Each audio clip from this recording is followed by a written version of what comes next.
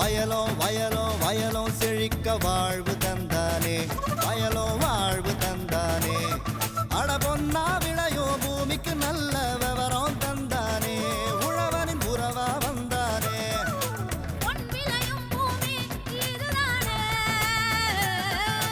வயலோ வயலோ வயலோ செழிக்க வாழ்வு தந்தானே, வயலோ வாழ்வு தந்தானே.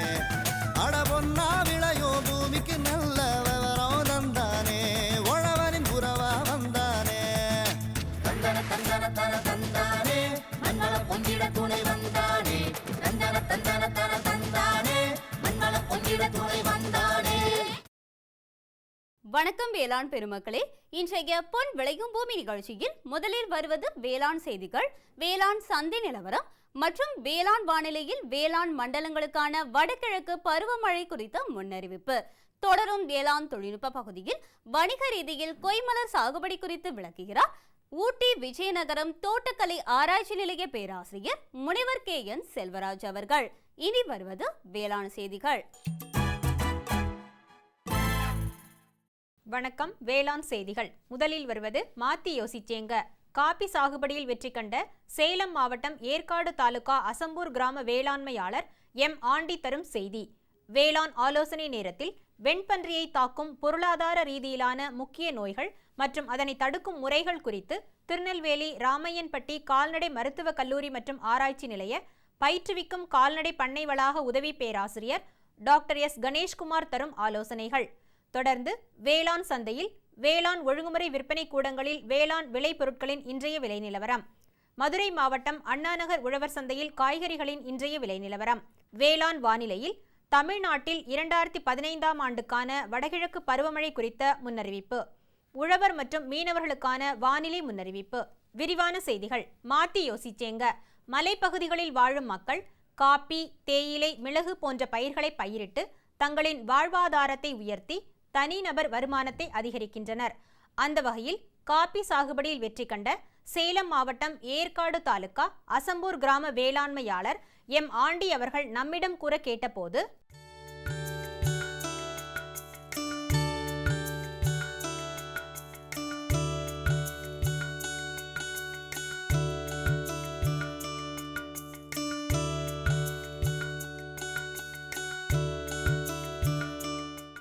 காப்பி விவசாயம் தான் எங்களை செஞ்சுட்டு வரோம் சார். காப்பி முன்னால் காப்பியெல்லாம் சாதாரண முறையில் தரையில் உளுந்திருந்த விதைகளை எடுத்து கூட நாங்கள் நாற்று வச்சு சரியான முறையில் செய்ய முடியல.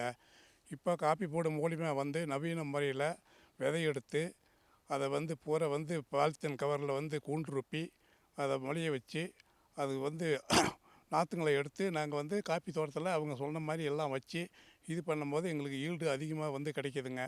10 வருஷத்துக்கு முன்னே இருந்ததுக்கு விட இப்போ எங்களுக்கு காப்பி போடும் மூலியமாக எங்களுக்கு கொடுத்த அறிவுரையின்படி எங்களுக்கு நல்லா காப்பி அதிகமாக வருதுங்க.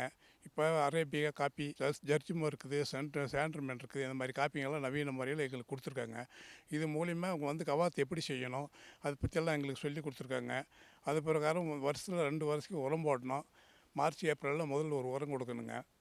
மார்ச் ஏப்ரல் மே மாதம் எங்களுக்கு உரம் கொடுக்கணும். அந்த உரத்தை கொடுத்தோம்னா அதுக்கு அடுத்தாப்பில் ஒரு உரம் கொடுக்கணுங்க. பழம் எப்படி இப்போ எடுக்கணும், பழம் நல்லா கனிஞ்ச பழமாக எடுத்து நமக்கு இது பண்ணி வாஷிங்கில் போட்டு அதை பல்பொருளை எடுத்து விதையை நம்ம இது பண்ணி அவங்களுக்கு நாங்கள் நல்லா உணர்த்தி ஒரு 3 நாள் அதை காய வச்சு நல்ல விதமாக அதை பக்குவப்படுத்திட்டு அதை நாங்கள் சேல் பண்ணுறோம். அப்போ அன்றைக்கி இருந்ததுக்கும் இன்றைக்கி இருந்ததுக்கும் எங்களுக்கு நிறையான இதில் நல்லா இருக்குதுங்க. அப்போ ஒரு ஏக்கரில் 3 பிசில் 4 பிசில் காப்பி தான் எடுப்பாங்க.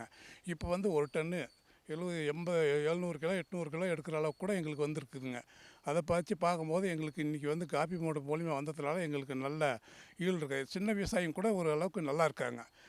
மண் சாயில் எடுத்து சார் நான் கொண்டு போய் HRSல் போயிட்டு நாங்கள் டெஸ்ட் பண்ணிவிட்டு அந்த டெஸ்ட் பண்ண மண்ணு அவங்க என்ன உரம் கொடுக்குறாங்க, என்ன மாதிரி போடணும் அப்படின்ற விவரமெல்லாம் எங்களுக்கு சொல்லியிருக்காங்க.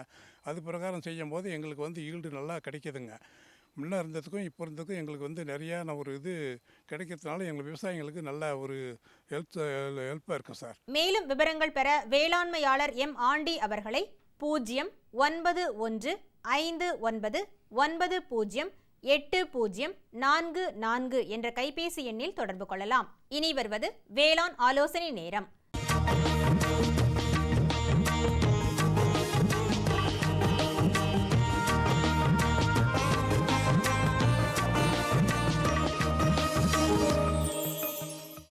பண்ணைகளை சீராக பராமரிக்காமல் இருத்தல், தீவனங்களை சரியான அளவில் தேவையான நேரத்தில் அளிக்காமல் இருத்தல் போன்ற காரணிகளால் வெண்பன்றிகள் நோய் தாக்குதலுக்கு உள்ளாகின்றன. அவ்வகையில் வெண்பன்றிகளை தாக்கும் பொருளாதார ரீதியிலான முக்கிய நோய்கள் மற்றும் அதனை தடுக்கும் முறைகள் குறித்து திருநெல்வேலி ராமையன்பட்டி கால்நடை மருத்துவக் கல்லூரி மற்றும் ஆராய்ச்சி நிலைய பயிற்றுவிக்கும் கால்நடை பண்ணை வளாக பேராசிரியர் டாக்டர் எஸ் கணேஷ்குமார் தரும் ஆலோசனைகள். வெண்பன்றி நாம் வளர்ப்பதே பார்த்தீங்க அப்படின்னா அதிகமான தீவன மாற்றுத்திறன், அதிக குட்டிகள் இடுதல் மற்றும் குறுகிய காலத்தில் அதிக எடை அதிகமாக உற்பத்தி செய்தல், இது மூன்றும் தான் மெயின் காரணம் நம்ம வெண்பன்றி வளர்ப்புக்கு. பட் இவ்வளோ சாதகமான பல கருத்துக்கள் வெண்பன்றிகள் பற்றி இருந்தால் கூட நாம் செய்கிற சிறிய சிறிய தவறுகள்னால பராமரிப்பில் ஏற்படுற தவறுகள்னால் பொருளாதார ரீதியான இழப்பீடுகள் மற்றும் நோய்கள் வெண்பன்றியினால் ஏற்படுது. இப்போ பொருளாதார ரீதியினால் ஏற்படுற நோய்கள் அப்படின்னு பார்த்தா அதை 4 வகையாக நம்ம பிரிக்கலாம். நச்சுயிரி மற்றும் நுண்ணுயிரினால் ஏற்படும் நோய்கள், மற்றும் தீவன பற்றாக்குறையினால் ஏற்படும் நோய்கள், மற்றும் தாது உப்பு மற்றும் வைட்டமின் பற்றாக்குறையினால் ஏற்படும் நோய்கள்,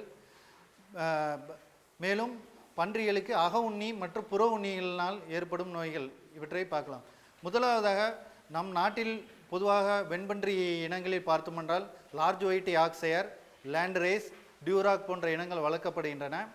லார்ஜ் ஒயிட் யாக்ஷயர் இனம் நமது தமிழ்நாடு தட்பவெப்பநிலைக்கு ஏற்றிருந்தாலும் வெப்ப காலங்களில் தண்ணீர் அதிகமாக கொடுக்க வேண்டும், தண்ணீரினால் அதிகம் குளிப்பாட்ட வேண்டும். இல்லை என்றால் பன்றிகளில் வெப்ப அலர்ச்சி நோய் ஏற்படும். அதனால் நிறைய பன்றிகள் இறந்து போக நேரும். ஆனால் குட்டிகளை எடுத்துக்கொண்டோமானால் குட்டிகளுக்கு அதிகமான குளிர் தாங்கும் சக்தி கம்மி. அதனால் அவர்களுக்கு கொஞ்சம் வெப்பமாக குண்டு பல்பு போட்டு பராமரிக்க வேண்டும். இல்லை என்றால் குட்டிகள் இழப்பு நேரிடும். இப்போ நுண்ணுயிர் நச்சுயிர் நோய்களுக்கு வென்றோமானால் முதலாவதாக நம்ம சொல்வது என்னன்னா கோமாரி நோய் இல்லை காணை நோய் என்று சொல்லுவோம். இது ஆடு மாடுகளுக்கான முக்கியமான நோய். பன்றிகளையும் இந்நோய் அதிகமாக தாக்கும். இதனால் 90% வரை பன்றிகளில் பொதுவாக குட்டிகளில் இறப்பு ஏற்படும். குட்டிகளில் எந்தவித நோய்க்கு அறிகுறியும் தென்படாமல் குட்டிகள் இறந்துவிடும். பெரிய பன்றிகள் கண்டோமானால் கால், குழம்பு, வாய் போன்ற இடங்களில் கொப்பளங்கள் ஏற்படும். அந்த கொப்பளங்கள் பின்னர் உடைந்து புண்ணாக மாறி பன்றிகளுக்கு அதனால் பிரச்சனை ஏற்படும். இந்த கோமாரி நோய் வராமல் தடுக்கிறதுக்கு பன்றி குட்டிகள் 6 மாத காலத்திலிருந்து தடுப்பூசி போட வேண்டும். ஒவ்வொரு 6 மாத காலத்துக்கும் ஒரு முறை தடுப்பூசி போட்டால் கோமாரி நோய் தடுக்க முடியும். அடுத்ததாக பார்த்தோம் அப்படின்னா பன்றி காய்ச்சல் அல்லது பன்றி காலரா என்று சொல்லப்படும் நோய். இந்நோயினால் பன்றிகள் அதிகம் இருக்கும். பெரிய பன்றிகளையும் இந்நோய் அதிகமாக தாக்கும். இந்நோய் வந்தால் பன்றியின் கண்ணிலிருந்து சீல் வடிதல், காய்ச்சல் அதிகமாக இருத்தல், தீனி உட்கொள்ளாமல் இருக்கும். இருட்டான இடங்களில் பன்னி கூனி குறுகி ஒட்டி காணப்படும்.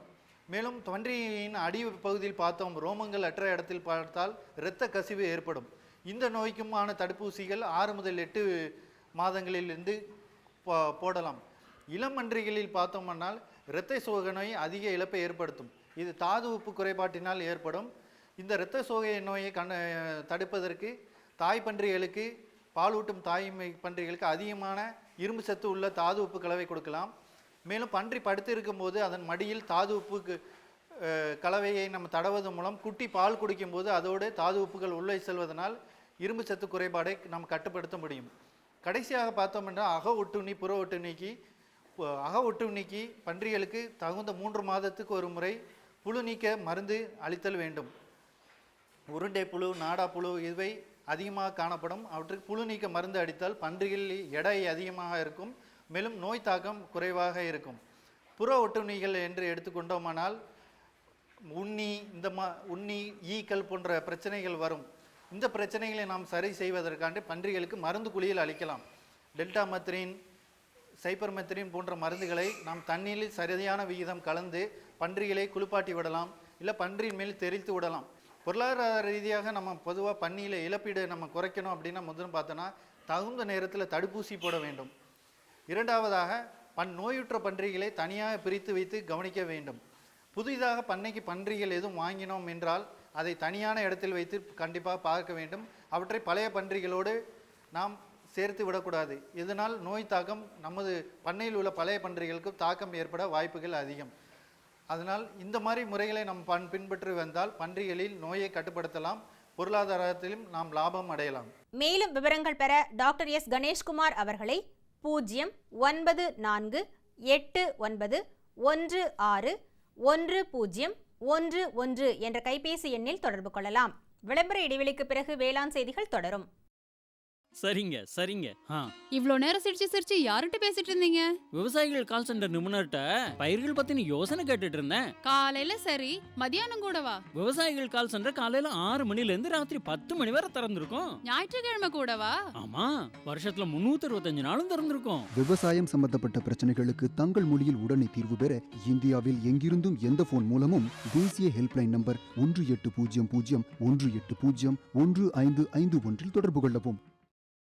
இனி வருவது வேளாண் சந்தை. வேளாண் சந்தையில் வேளாண் ஒழுங்குமுறை விற்பனை கூடங்களில் வேளாண் விளைபொருட்களின் இன்றைய விலை நிலவரம். நெல் இதர ரகம் அம்பா சமுத்திரத்தில் குறைந்தபட்சமாக 1400 ரூபாய்க்கும் அதிகபட்சமாக 1600 ரூபாய்க்கும், மதுராந்தகத்தில் 920 ரூபாய் முதல் 1200 ரூபாய் வரையிலும் விற்கப்பட்டது.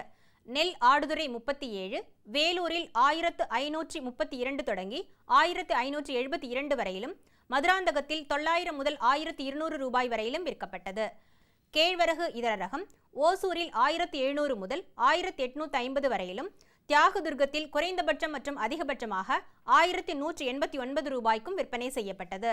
மிளகாய் இதர ரகம் மணப்பாறையில் 11,000 முதல் 12,000 வரையிலும், தென்காசியில் 4,000 முதல் 5,000 ரூபாய் வரையிலும் விற்கப்பட்டது. மஞ்சள் கிழங்கு நாமகிரிப்பேட்டையில் 6,839 முதல் 8,109 வரையிலும், சேலத்தில் 4,360 முதல் 5,500 ரூபாய் வரையிலும் விற்பனை செய்யப்பட்டது. இனி மதுரை மாவட்டம் அண்ணாநகர் உழவர் சந்தையில் காய்கறி வகைகளின் இன்றைய விலை நிலவரம்.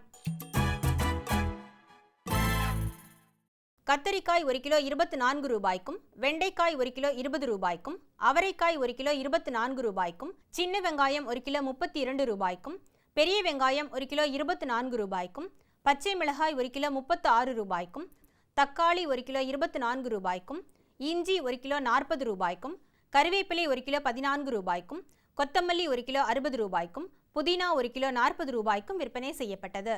இனி வருவது வேளாண் வானிலை.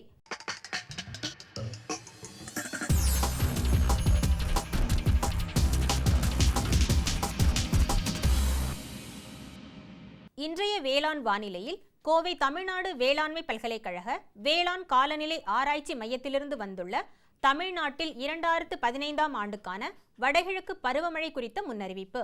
எதிர்வரக்கூடிய 2015ஆம் ஆண்டின் வடகிழக்கு பருவமழை காலத்திற்கான, அதாவது அக்டோபர் மாதம் முதல் டிசம்பர் மாதம் வரையிலான மழை பற்றிய முன்னறிவிப்பு செய்வதற்காக தமிழ்நாடு வேளாண்மை பல்கலைக்கழகத்தில் உள்ள வேளாண் காலநிலை ஆராய்ச்சி மையத்தில் ஆய்வுகள் மேற்கொள்ளப்பட்டன. இதற்காக ஜூன் மற்றும் ஆகஸ்ட் மாதங்களில் பசிபிக் பெருங்கடலில் பூமத்திய ரேகையை ஒட்டியுள்ள கடற்பகுதியின் மேற்பரப்பு, நீரின் வெப்பநிலை மற்றும் தென்மண்டல காற்றழுத்த குறியீடு ஆகியவற்றை உபயோகித்து ஆஸ்திரேலிய நாட்டிலிருந்து பெறப்பட்ட மழை மனிதன் என்னும் கணினி கட்டமைப்பு பயன்படுத்தப்பட்டது. இதற்கான தகவல்கள் தமிழ்நாடு வேளாண்மை பல்கலைக்கழக ஆராய்ச்சி நிலையத்திலிருந்து பெறப்பட்டன. தகவல்கள் கிடைக்க இயலாத இடங்களுக்கு மழை மனிதன் கணினி கட்டமைப்பில் உள்ள தகவல்கள் பயன்படுத்தப்பட்டுள்ளது. சேகரிக்கப்பட்ட மழையை பற்றிய புள்ளி விவரங்கள் ஆய்வுக்கு எடுத்துக்கொள்ளப்பட்டு 2015ஆம் ஆண்டில் தமிழகத்தின் பல்வேறு மாவட்டங்களில் 60% வாய்ப்பாக எதிர்பார்க்கப்படும் மழையளவு தரப்பட்டுள்ளது. வடகிழக்கு பருவகாலத்தில் சராசரி மழையளவு எதிர்பார்க்கப்படும் மாவட்டங்கள் ஈரோடு, திருப்பூர், சேலம், தருமபுரி, தஞ்சாவூர், திருச்சிராப்பள்ளி, அரியலூர், பெரம்பலூர், கடலூர், விருதுநகர், நாகப்பட்டினம், திண்டுக்கல், தேனி, சிவகங்கை, தூத்துக்குடி, மதுரை, புதுக்கோட்டை, ராமநாதபுரம், திருவள்ளூர், காஞ்சிபுரம், வேலூர், திருவண்ணாமலை, சென்னை, கன்னியாகுமரி, நாமக்கல் மற்றும் கிருஷ்ணகிரி. வடகிழக்கு பருவகாலத்தில் சராசரி மழையளவுக்கு அதிகமாக எதிர்பார்க்கப்படும் மாவட்டங்கள் கோயம்புத்தூர், கரூர், திருவாரூர், திருநெல்வேலி, விழுப்புரம் மற்றும் நீலகிரி. தமிழ்நாட்டில் 2015ஆம் ஆண்டுக்கான வடகிழக்கு பருவமழை குறித்த முன்னறிவிப்பு மாவட்ட வாரியாக. மேற்கு மண்டல மாவட்டங்களான கோயம்புத்தூரில் நீண்டகால சராசரி மழையளவு 327 மில்லிமீட்டர் ஆகவும், எதிர்பார்க்கப்படும் மழையளவு 372 மில்லிமீட்டர் ஆகவும், எதிர்பார்க்கப்படும் அளவுகோல் சராசரி மழையளவுக்கு அதிகமாகவும், திருப்பூரில் 340 மில்லிமீட்டர் ஆகவும் 323 மில்லிமீட்டர் ஆகவும் சராசரி மழையும், ஈரோடில் 323 மில்லிமீட்டரும் 323 மில்லிமீட்டரும் சராசரி மழையும் இருக்கும். வடகிழக்கு மண்டல மாவட்டங்களான சென்னையில் நீண்டகால சராசரி மழையளவு 753 மில்லிமீட்டராகவும் எதிர்பார்க்கப்படும் மழையளவு 784 மில்லிமீட்டராகவும் எதிர்பார்க்கப்படும் அளவுகோல் சராசரி மழையும் திருவள்ளூரில் 567 மில்லிமீட்டரும் 541 மில்லிமீட்டரும் சராசரி மழையும் காஞ்சிபுரத்தில் 697 மில்லிமீட்டரும் 543 மில்லிமீட்டரும் சராசரி மழையும் வேலூரில் 353 மில்லிமீட்டரும் 324 மில்லிமீட்டரும் சராசரி மழையும் திருவண்ணாமலையில் 431 மில்லிமீட்டரும் 448 மில்லிமீட்டரும் சராசரி மழையும் விழுப்புரம் மாவட்டத்தில் 484 மில்லிமீட்டரும் 556 மில்லிமீட்டரும் எதிர்பார்க்கப்படும் அளவுகோல் சராசரி மழையளவுக்கு அதிகமாகவும் இருக்கும். வடமேற்கு மண்டல மாவட்டங்களான சேலத்தில் நீண்டகால சராசரி மழையளவு 305 மில்லிமீட்டரும் எதிர்பார்க்கப்படும் மழையளவு 301 மில்லிமீட்டரும் எதிர்பார்க்கப்படும் அளவுகோல் சராசரி மழையும் நாமக்கல்லில் 278 மில்லிமீட்டரும் எதிர்பார்க்கப்படும் மழையளவு 254 மில்லிமீட்டரும் சராசரி மழையும் தருமபுரியில் 312 மில்லிமீட்டரும் 303 மில்லிமீட்டரும் சராசரி மழையும் கிருஷ்ணகிரி மாவட்டத்தில் நீண்டகால சராசரி மழையளவு 290 மில்லிமீட்டரும் எதிர்பார்க்கப்படும் மழையளவு 263 மில்லிமீட்டரும் எதிர்பார்க்கப்படும் அளவுகோல் சராசரி மழையாகவும் இருக்கும். காவிரி பாசன மண்டல மாவட்டங்களான திருச்சிராப்பள்ளியில் நீண்டகால சராசரி மழையளவு 356 மில்லிமீட்டரும் எதிர்பார்க்கப்படும் மழையளவு 396 மில்லிமீட்டரும் எதிர்பார்க்கப்படும் அளவுகோல் சராசரி மழையும் தஞ்சாவூரில் 545 மில்லிமீட்டரும் 559 மில்லிமீட்டரும் சராசரி மழையும் அரியலூரில் 449 மில்லிமீட்டரும் 421 மில்லிமீட்டரும் சராசரி மழையும் பெரம்பலூரில் 436 மில்லிமீட்டரும் 435 மில்லிமீட்டரும் சராசரி மழையும் பெரம்பலூரில் 436 மில்லிமீட்டரும் 435 மில்லிமீட்டரும் சராசரி மழையும் கரூரில் 365 மில்லிமீட்டரும் 425 மில்லிமீட்டரும் சராசரி மழையளவுக்கு அதிகமாகவும் திருவாரூரில் நீண்டகால சராசரி மழையளவு 665 மில்லிமீட்டராகவும் எதிர்பார்க்கப்படும் மழையளவு 803 மில்லிமீட்டராகவும் எதிர்பார்க்கப்படும் அளவுகோல் சராசரி மழையளவுக்கு அதிகமாகவும் கடலூரில் 716 மில்லிமீட்டரும் 669 மில்லிமீட்டரும் சராசரி மழையும் நாகப்பட்டினத்தில் நீண்டகால சராசரி மழையளவு 886 மில்லிமீட்டரும் எதிர்பார்க்கப்படும் மழையளவு 888 மில்லிமீட்டரும் எதிர்பார்க்கப்படும் அளவுகோல் சராசரி மழையும் இருக்கும்.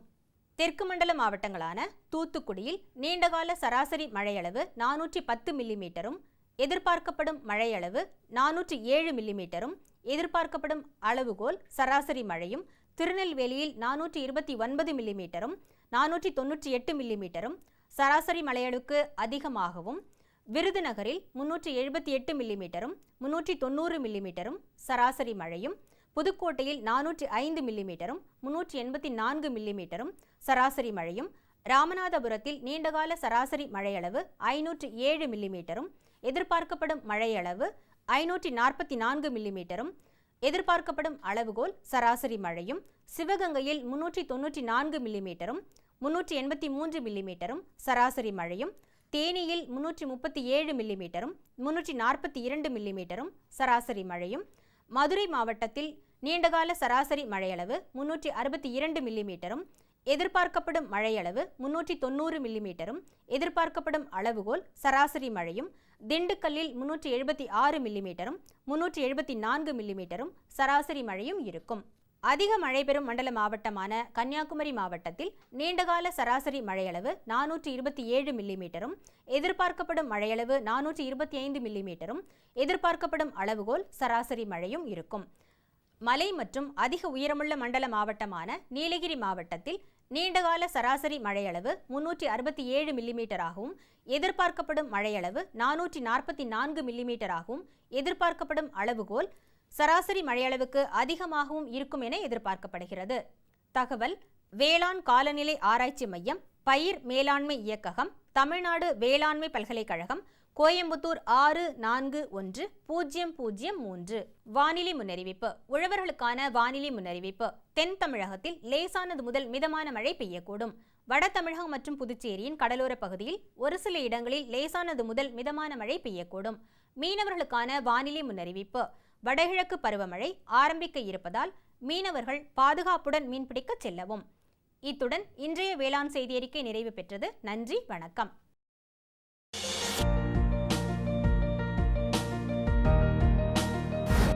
வேம்பு கலந்த யூரியா. சிறந்த உற்பத்திக்காக வேம்பு கலந்த யூரியா நம் நாட்டிலேயே 70 லட்சம் டன்னாக அதிகரிக்க 6 ஆலைகள் சீரமைக்கப்படுகின்றன. FCIL-இன் கோரக்பூர், சித்ரி, தல்ச்சர் மற்றும் ராமகுண்டம் ஆலைகள், HFCL-இன் பரௌனி மற்றும் BVFCL-இன் நாமருல் போர்ட் ஆகியன. பழம் நழுவி பாலில் விழுந்தது போல இப்பொழுது நம் நாட்டிலேயே வேம்பு கலந்த யூரியா உற்பத்தி செய்யப்படும். இதனால் விவசாயிகளுக்கு நன்மையே விளையும். 10% வரை தானிய உற்பத்தி அதிகரிக்கும். மண்ணில் 10 to 15% நைட்ரஜன் திறன் அதிகரிக்கும். சிறந்த உற்பத்திக்கு வேம்பு கலந்த யூரியா.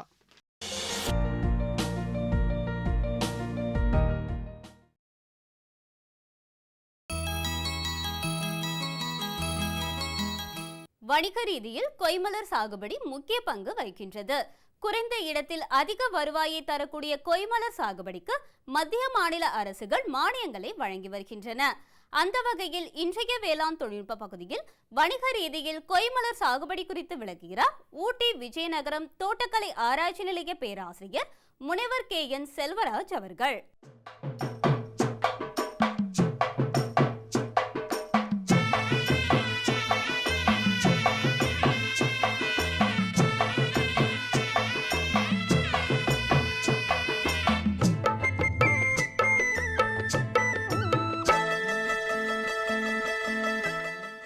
நீலகிரி பொறுத்தவரை ரோஸ், ஜெர்பரா, லில்லியம் போன்ற கொய்மலர்களை விவசாயிகள் பயிரிட்டு வருகின்றனர். தமிழ்நாடு அரசாங்கம் அதற்கு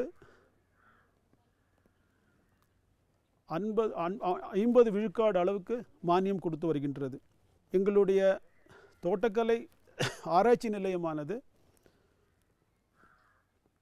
டெக்னாலஜிஸ் அப்படின்னு சொல்லக்கூடிய, அதாவது நுட்பங்களை, தொழில்நுட்பங்களை விவசாயிகளுக்கு பகிர்ந்து வருகிறது. சந்தை என்று பார்த்தால் பெங்களூர், பூனா போன்ற இடத்தில் சந்தைகள் பூக்களை எடுத்து அவங்க சந்தைப்படுத்துகிறார்கள். நீலகிரி பொறுத்தவரை அக்ரி எக்ஸ்போர்ட் ஜோன் அப்படின்னு சொல்லி ஒரு கட் ஃப்ளவருக்கு ஆரம்பிச்சிருக்காங்க. அதாவது ஏற்கனவே அக்ரி எக்ஸ்போர்ட் ஜோன் அப்படா மூலம், அது நாங்கள் சொல்லுவோம் ப்ரைவேட் பார்ட்டிசிபேஷன் அப்படின்னு சொல்லுவோம். ப்ரைவேட் பார்ட்டிசிபேஷன் மூலம் அக்ரி எக்ஸ்போர்ட் ஜோன் தமிழ்நாட்டில் முதல்ல கிருஷ்ணகிரியில் ஆரம்பித்தாங்க ஃப்ளவர்ஸுக்கு. ரெண்டாவது கேஷ்யூக்கு கடலூரில் ஆரம்பித்தாங்க.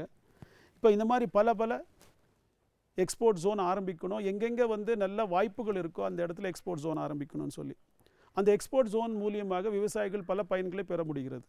இப்போ இந்த கொய்மலர் பொறுத்தவரை பிற்காலத்தில் பெரிய அளவுக்கு அவங்களுக்கு விவசாயிகளுக்கு நல்ல டிமாண்ட் இருக்கக்கூடும். ஏனென்றால் எல்லாருக்கும் தெரியும், நெதர்லாண்ட் என்கிற நாடு தான் உலகத்திலேயே அதிக எக்ஸ்போர்ட் செய்யக்கூடிய மலர்களை செய்யக்கூடிய நாடு. அந்த நாட்டில் மலர்கள் எல்லா காலத்திலும் வருவதில்லை. ஆனால் நீலகிரி பொறுத்தவரை விவசாயிகள் தாங்கள் அந்த கொய்மலரை த்ரூஅவுட் தி இயர்னு சொல்லக்கூடிய எல்லா பருவங்களிலும் அறுவடை செய்யக்கூடிய வாய்ப்பு இருக்கிறது. ஸோ அப்படி பண்ணும்போது இப்போ இருக்கிற கொய்மலர்கள் எல்லாம் பார்த்திங்கன்னா எல்லாமே பூனே அந்த மாதிரி லோக்கல் மார்க்கெட்டுக்கு தான் போயிட்டுருக்கு. இவங்க இதை சரியாக பிளான் பண்ணி எங்களுடைய நிலையத்தை அணுகி எப்படியெல்லாம் நம் வெளிநாடுக்கும் சந்தைப்படுத்த முடியும், அதில் எந்தெந்த நாடுகளுக்கு சந்தைப்படுத்த முடியும், அங்கே என்னென்ன விலைகள் என்ன விலை நம்மளுக்கு கிடைக்க வாய்ப்பு இருக்கிறது, இப்போ நெதர்லாண்டோட நம்மளால் கம்பீட் பண்ண முடியுமா, அப்படி பண்ணும்போது எந்தெந்த மலர்களுக்கு நம்ம கம்பீட் எந்த அளவு எந்தெந்த மலர்களுக்கு நம்மளால் நல்ல விலை கிடைக்க முடியும் என்று எங்களை அணுகும் பட்சத்தில் எங்களால் முடிந்த அளவுக்கு தொழில்நுட்பங்களை கொடுத்து இந்தந்த நாடுக்கு அனுப்புறதுக்கு வாய்ப்பு இருக்கிறது. இந்தந்த காலகட்டத்தில் அனுப்பினால் நல்லா இருக்கும் என்று சொல்லக்கூடும். அது மட்டுமின்றி இந்த பேக்கேஜிங் என்று சொல்லக்கூடிய, நான் சொன்ன மாதிரி பேக்கேஜிங் இந்த மாதிரி ஃப்ளவர்ஸை பொறுத்தவரை ரொம்ப இம்பார்ட்டண்ட். ஏன்னா இதெல்லாம் குறுகிய காலத்திலே கெட்டு போடும். அந்த பேக்கேஜிங்கில் வரும்போது நாங்கள் இப்போ என்ன பண்ணுறோன்னா, இந்த எங்களுடைய நிலையத்தின் மூலம் ஃபியோ என்ற கூடிய federation of Indian export organisation சொல்வார்கள், அது வந்து மினிஸ்ட்ரி ஆஃப் காமர்ஸில் வருகிறது. அவங்களோட சேர்ந்து அதாவது எக்ஸ்போர்ட்டர்ஸுக்கும் ஃபார்மர்ஸுக்கும் நாங்கள் வந்து ஒரு மீட்டிங் மாதிரி வச்சு எப்படிலாம் பேக்கேஜ் பண்ணணும், எந்தெந்த நாடுக்கு எந்த மாதிரி பேக்கேஜ் வேணும். இப்போ நீங்கள் ஃபார் எக்ஸாம்பிள் இப்போ சொன்னீங்கன்னா மேங்கோனா அதுக்கு ஒரு பேக்கேஜ் வந்து துபாயில் கேட்குறாங்க, பனானானா அதுக்கு ஒரு பேக்கேஜ் கேட்பாங்க. ஸோ அதுக்கு வந்து நாங்கள் எக்ஸ்பர்ட் அங்கேருந்து கூப்பிட்டு ஸோ இந்த பேக்கேஜில் பண்ணால் இந்த நாடுக்கு நம்ம பண்ணலாம். ஸோ இந்த மாதிரி கொய்மலர்களுக்கு நாங்கள் பிற்காலத்தில் விவசாயிகள் எங்களை அணுகும் பட்சத்தில் இப்போ வெளிநாடு சந்தைப்படுத்தும் போது நல்ல விலை வேணும் என்றால் என்ன மாதிரி பேக்கேஜ் செய்ய வேண்டும், அந்த மாதிரி பேக்கேஜ் செய்கிறதுக்கான வாய்ப்புகளை அவங்களுக்கு ஏற்படுத்தி கொடுப்போம். அது மட்டுமின்றி மார்க்கெட் ட்ரெண்ட்ஸ்ன்னு சொல்லுவார்கள். பொதுவாக இந்த மாதிரி மலர்களுக்கெல்லாம் மார்க்கெட் ட்ரெண்ட்ஸுங்கிறது ரொம்ப ரொம்ப இம்பார்ட்டண்ட். அதாவது மார்க்கெட் என்ன மாதிரி நிலவரத்தில் இருக்கிறது வெளிநாட்களில் இல்லாமல் என்று அந்த நிலவரத்தை இப்பொழுது பார்த்திங்கன்னா எல்லாமே இப்போது அதில் என்னது அதாவது நம்ம செல்ஃபோன்லேயே எல்லா மெசேஜ் வருது, இந்த மார்க்கெட்டில் இந்த ப்ரைஸு, இந்த மார்க்கெட்டில் இந்த ப்ரைஸு வந்து இருக்குதுன்னு சொல்லி வருது. இப்போ வெளிநாடு பொறுத்தவரை நம்மளுக்கு வந்து அந்த அளவுக்கு அந்த அந்த அந்த அந்த அந்த தகவல் வருவதில்லை. ஸோ அந்த தகவலை எங்கள் நிலையத்தில் வந்து விவசாயிகள் அணுகும்போது நாங்கள் அந்த தகவலை ஒரு ஆராய்ச்சி மூலம் இந்த மார்க்கெட் ட்ரெண்ட், அதாவது அந்த அந்த அந்த அந்த அந்த எப்படி செயல்படுகிறது அந்த மார்க்கெட் என்பதை சொல்லி ஸோ இந்த நாட்டுக்குள்ளே இங்கே அனுப்பும்போது இந்த ப்ரைஸ் கிடைக்கிறதுக்கான வாய்ப்புகள் இருக்குது என்று சொல்வோம். ஸோ இந்த மாதிரி பல வகையான சந்தை வாய்ப்புகளை எங்களால் ஏற்படுத்த கொடுக்கறதுக்கான வாய்ப்புகள் உள்ளது. ஆகவே விவசாயிகள் நீங்கள் இந்த கொய்மலர் செய்யக்கூடிய விவசாயிகள் அத்தனை பேரும் எங்களை அணுகும் பட்சத்தில் எங்களால் முடிந்த உதவியை உங்களுக்கு செய்ய வாய்ப்பு உள்ளது. மேலும் விவரங்கள் பெற முனைவர் KN செல்வராஜ் அவர்களை 0424421710 என்ற தொலைபேசி எண்ணில் தொடர்பு கொள்ளலாம். இந்தாங்க, வேற ஏதாவது? போதும். அட இது என்னப்பா இவ்வளவு குறைவா ரசாயன உரமா? விவசாயத்தை விட போறீங்களா? விவசாயத்தை இல்ல, அறியாமைய விடுறேன். மண் பரிசோதனை செஞ்சேன். இனிமே அண்ணே எத்தனை அவசியமோ அத்தனை உரம் தான் நிலத்துல போடுவேன். ஆமா விவசாய சகோதரர்களே, இன்றே உங்கள் மாவட்டத்தின் அருகில் உள்ள மண் பரிசோதனை கூடத்தில் உங்கள் மண்ணை பரிசோதியுங்கள். மண் சத்து, ஈரப்பதம், செடி வளர்ச்சியை சரிபார்த்து அவசியத்திற்கு ஏற்றவாறு மட்டுமே சத்துக்களை போடுங்கள். மேலும் சல்பர், ஜிங்க் மற்றும் போரான் போன்ற நுண்சத்துக்களையும் சரிபார்க்க மறவாதீர்கள். ரசாயன உரம் மற்றும் ஆர்கானிக் உரத்தை சரியான முறையில் பயன்படுத்தி நிலவளத்தை பராமரியுங்கள். உற்பத்தியை பெருக்குங்கள், செலவை குறையுங்கள், அந்நிய செலாவணியை சேமிக்க உதவிடுங்கள். கூடவே மெதுவான வேகத்தில் நைட்ரஜனை அளிக்கும் உரங்கள், அதாவது வேம்பு தடவிய யூரியா போன்றவற்றை பயன்படுத்துங்கள். யூரியாவை இலைகளின் மேல் தெளியுங்கள். ஆஹா, நீ நெசமாவே புத்திசாலி ஆயிட்டப்பா. மேலும் விவரங்களுக்கு தொடர்பு கொள்ளவும் மாவட்ட வேளாண் அதிகாரி அல்லது விவசாயி கால் சென்டரை. 27/10/2015 செவ்வாய்க்கிழமை பொன் விளையும் பூமி நிகழ்ச்சியில்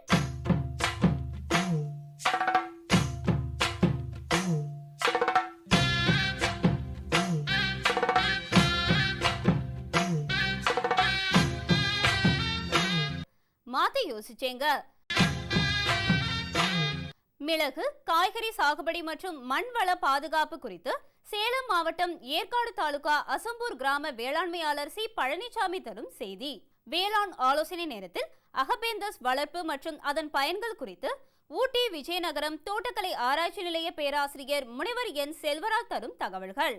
வேளாண் தொழில்நுட்ப பகுதியில் சேர்வராயன் மலைப்பகுதியில் காப்பி வாரியத்தின் பணிகள் மற்றும் செயல் திட்டங்கள் குறித்து சேலம் மாவட்டம் ஏற்காடு தாலுகா ஒண்டிக்கரை காப்பி வாரிய முதுநிலை தொடர்பு அதிகாரி முனைவர் M கருத்தமணி தரும் தகவல்கள் ஆகியன இடம்பெறும்.